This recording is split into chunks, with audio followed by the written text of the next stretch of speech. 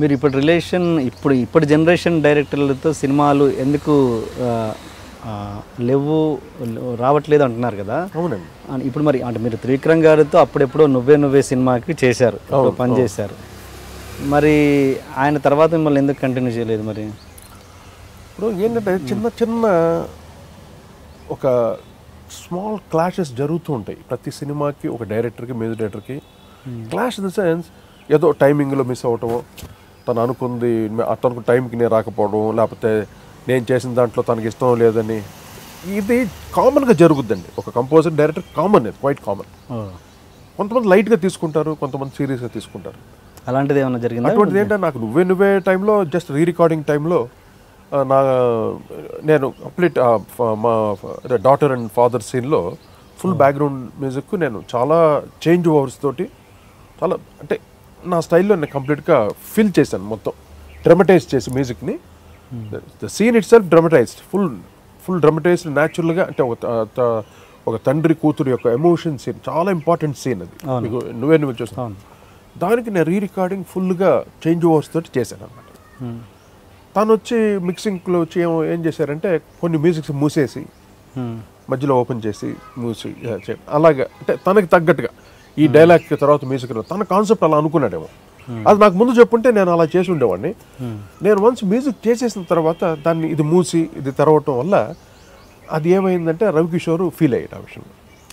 రవికిషోర్ గారు ఏంటి ఒక మ్యూజిక్ డైరెక్టర్ కంపోజర్ చేసిన తర్వాత మనం ఎవరు టచ్ చేయడం అది చేయకూడదు కదా, తను ఎంతో ఆ సీన్ని ఎలివేట్ చేయడం కోసం అన్ని చేంజ్ ఓవర్స్ ఇచ్చారు కదా, ఇక్కడ ఇది మూసేసి అది ఓపెన్ చేసి అని హార్డ్గా ఉంటుంది కదా, ముందే చెప్పుంటే తను చేసి ఉండేవాడు కదా అన్నట్టు చిన్న మిస్అండర్స్టాండింగ్. నేను అవును కదా అన్నట్టు నేను అలాగా కట్ చేస్తే అతుకులు బతుకులుగా ఉన్నాయి, మ్యూజిక్ ఫ్లో పోతుంది అనేసి నేను ఫుల్ మ్యూజిక్ ఉంచామన్నాను. అక్కడ తను ఏదో ఫీలింగ్ ఏదో వచ్చి ఉంటుంది అంతేగా టోటల్గా. ఆ చిన్న విషయంతో నాకు నెక్స్ట్ టైం అనే అనుకోవాలి, ఇంకా లేకపోతే నెక్స్ట్ సినిమా నాకు డెఫినెట్గా ఇవ్వాలి. అంత సక్సెస్ ఇచ్చాను తనకి ఫస్ట్ సినిమా. ఒక డైరెక్టర్కి డెబ్యూ ఫిలిం అంత మంచి మ్యూజిక్ ఇచ్చిన తర్వాత యూ హ్యావ్ టు కంటిన్యూ కదా, రాలేదు. అది నేను అనుకున్నాను బహుశా అక్కడైనా ఫీల్ అయ్యి ఉంటాడేమో. మీరు ఎప్పుడైనా మళ్ళీ తనని అడగడం జరిగింది? మామూలుగా కలుస్తూ మాట్లాడుతుంటాం. ఇప్పుడంతా ఒక్కొక్కరు యాటిట్యూడ్స్ మారిపోయినాయండి. ఎవరికంతే అసలు ఇప్పుడు ఒక ఎక్స్పీరియన్స్ మ్యూజిక్ని వెళ్తానంటే అంటే కొంతమంది ఆ వాల్యూ ఇస్తారు, కొంతమంది ఏదో దాక్కోవటం ఏంటో ఇది ఎక్కడ కనపడే సినిమా అడుగుతాడు. ఏంటి why that? I don't care anyone. ఎందుకు నాకు అవసరమే లేదు. నాకు విద్య ఉంది, నువ్వు ఇవ్వకపోతే ఇంకోటి ఇస్తాడు, లేకపోతే మీరు ఎవరు ఇవ్వద్దు, ఇంకో ఇండస్ట్రీ ఇస్తుంది. ఏంటి ఎందుకు నా తెలుగు వాళ్ళు కావాలి, నా ఆంధ్రుడు కావాలి, నేను ఒక తెలుగు వాడిని కాబట్టి ఇక్కడికి వచ్చి సెటిల్ అయ్యాను నా ఫ్యామిలీ అంతా వదులుకొని ఇక్కడ చెన్నై నుండి. వాళ్ళు ఇవ్వలేదని నేను కక్ష పెంచుకోవడం కాదు, ఇవ్వలేదు నాకు బాధపడడం కాదు, ఏది కాదండి. నేను కావాలి, నా మ్యూజిక్ కావాలంటే రండి చేసుకోండి అంతే.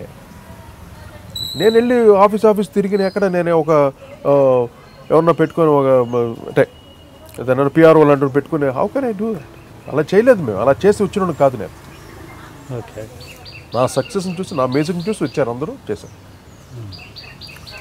అలాగా నా మ్యూజిక్ కావాలి అని వచ్చిన వాళ్ళకి చేస్తానండి.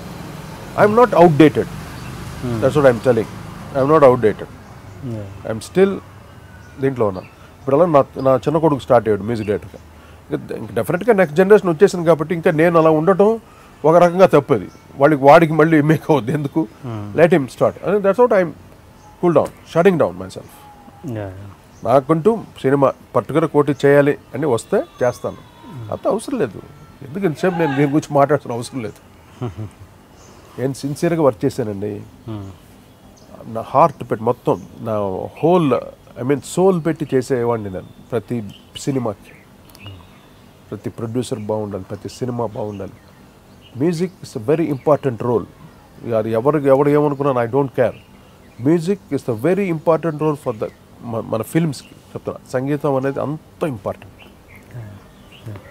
అలా ఇప్పుడు తోళ్ళు వస్తున్నారు, వాళ్ళతో చేస్తున్నారు, గుడ్, ఇట్స్ గోయింగ్ గుడ్. నాకు వచ్చినప్పుడు నా అవకాశం నా సత్తా నేను చూపిస్తాను అంతే. అది రావాలిగా, వచ్చినప్పుడు చేస్తాను. ఓకే, కొద్దిసేపు ఈ హాట్ టాపిక్స్ పక్కన పెట్టి కొంచెం క్యాజువల్కి వస్తే, మీరు అప్పుడు సినిమా ఈ మ్యూజిక్ ఎప్పుడైతే ఎన్నుకున్నారో మీ లైఫ్లో, అప్పుడు మీరు పెళ్లి చేసుకోవద్దని అనుకున్నారు. అనుకున్నారా, పెళ్లి చేసుకోవద్దని అనుకున్నారా? నేను యాక్చువల్ షిప్లో వస్తున్నానండి సింగపూర్ నుండి. సింగపూర్ నుండి నేను ఒక పెడల్ టింఫనీస్ అని పెద్ద ఇన్స్ట్రుమెంట్స్ అని కొనుక్కొని, ఎందుకంటే షిప్లో ఎందుకు రావాల్సి వచ్చిందంటే అది చాలా పెద్ద ఇన్స్ట్రుమెంట్. పెడల్ టింఫనీస్ అని సింఫనీస్లో ఉంటుంది, ఆ డ్రమ్స్ చాలా రౌండ్ పెద్దవి ఉంటాయి, 2 సెట్ అనమాట. అది ఇంకా కొన్ని ఎలక్ట్రానిక్ ఇన్స్ట్రుమెంట్స్, కీబోర్డ్స్ అని ఎక్కువగా లాట్ కొని షిప్లో వేసుకుని వస్తున్నాం అనమాట. నేను మా ఫ్రెండ్ సత్యం అని, ఆయన కూడా మ్యూజిక్ డైరెక్టర్ సత్యం అని. అప్పుడు ఆ ఓషన్లో వస్తూ నా ఫ్రెండ్తో చెప్పాను అనమాట, నేను పెళ్లి చేసుకోను, నా జీవితాన్ని మొత్తం సంగీతానికి దారపోస్తాను, ఒక సంగీత సన్యాసిలాగా మొత్తం డెడికేట్ చేస్తాను అని అనుకొని షిప్లో the middle of the sea ఓషన్లో అనుకున్నాం. అంటే ఏంటి అలానే తను కూడా చెప్పాడు, లేదు నాకు మ్యూజిక్ మొత్తం సాక్రిఫైస్ చేయాలని ఉంది, సంథింగ్ ఏమైనా చేయాలి. సరే పోర్టుకు వచ్చాను, ల్యాండ్ అయ్యి కారు వచ్చింది నాకు. కారులో మొత్తం పిల్లలు, మా అక్కయ్య పిల్లలు, మా అన్నయ్య పిల్లలు, అందరు చిన్న చిన్న పిల్లలు. అంటే నేను సింగపూర్ నుండి వస్తున్నాను కదా, వాళ్ళకి అన్నీ ఏమేమి తెస్తాను, బొమ్మలు, ట్రాయల్, వాళ్ళు దీంతో ఆస్తులు అందరూ వచ్చారన్నమాట పోర్టుకి. అక్కడ నుండి కారులో దిగి వెళ్తున్నాను. ఇంటికి వెళ్తుంటే మామ నీకు మంచి అమ్మాయిని చూసాం ఓ అని పిల్లలు. ఏంటి అంటే మా ఇంట్లో చెప్పు పంపించిన తెలియదు నాకు. పెళ్ళికి లేదురా, నేను అసలు మొత్తం నేను షిప్లో చెప్పు ఒట్టేసేసుకున్నాను, నేను నో మ్యారేజ్ అవు అనేసి నేను ఇంటికి వచ్చేసి, అంటే తర్వాత స్టార్ట్ అయింది టాపిక్ ఇంట్లో. ఇలా అమ్మాయిని చూసి వచ్చాము, అందరికి నచ్చింది, నువ్వు ఒకసారి చూసి నువ్వు ఓకే చెప్తే పెళ్ళి అన్న. నాన్నగారు నాకు వద్దు అనుకున్నా, అమ్మకు చెప్పాను నాకు పెళ్ళి వద్దు అమ్మా, నేను మ్యూజిక్ ఊరుకో, మీ నాన్నంతా చేయలేదా మ్యూజిక్, పెద్ద సన్యాసం తీసుకుని చేయాలా మ్యూజిక్ అని అమ్మ తిట్టి, సంబంధం చూసాము చాలా మంచి ఫ్యామిలీ అది అని చెప్పేసరికి అప్పుడు ఇక నెల్లూరు దగ్గర వాకాడు కోట, అది మా అత్తగారు ఊరు అన్నమాట. మా మామయ్య గారు సారంగ మధుసూదన్ రావు గారు అనమాట. ఆయన కాంట్రాక్టరు, ఆయన డాక్టర్.